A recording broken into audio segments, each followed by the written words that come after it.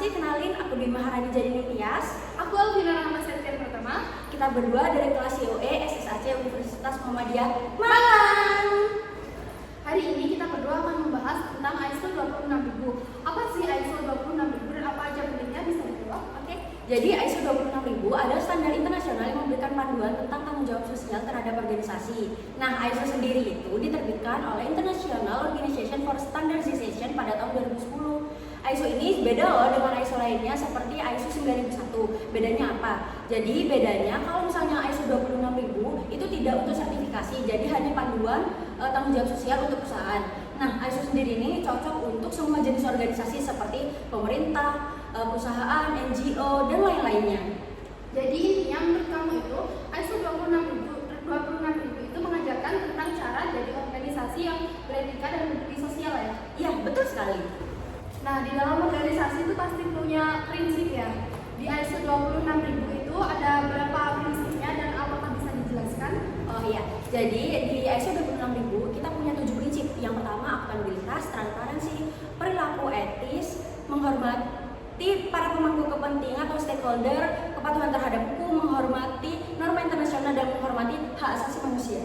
Oh, jadi intinya itu kalau perusahaan telah menerapkan ketujuh prinsip tersebut, itu kemungkinan mereka sudah punya culture yang sehat dan bertanggung jawab serta secara sosialnya ya. Iya, betul sekali. Oke.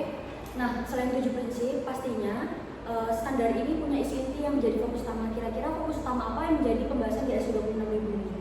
Baik, di pembahasan ISO 26000 ini memiliki 7 isu inti dalam ISO 26000. Nah, di sini itu pertama disebutkan tata kelola organisasi, dan yang kedua itu ada hak asasi manusia atau HAM, dan yang ketiga itu ada praktik ketenagakerjaan, dan yang keempat itu ada lingkungan, dan yang kelima sendiri itu ada praktik operasional yang adil, yang keenam itu ada isu konsumen yang saat ini sedang tren ya. Nah, dan yang terakhir itu pasti ada ya 7, yaitu keterlibatan dan pengembangan masyarakat.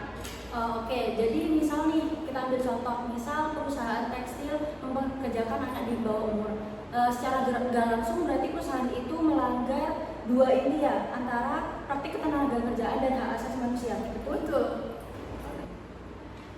Nah, selain 7 isu inti yang dibahas di ISO 26000, kenapa sih ISO 26000 ini sangat penting untuk diterapkan di perusahaan? Sangat penting dikarenakan ISO 26000 ini memiliki dampak positif untuk diterapkan terhadap perusahaannya. Dikarenakan yang pertama, jika perusahaan menerapkan ISO 26000 itu bisa meningkatkan reputasi dari perusahaan tersebut.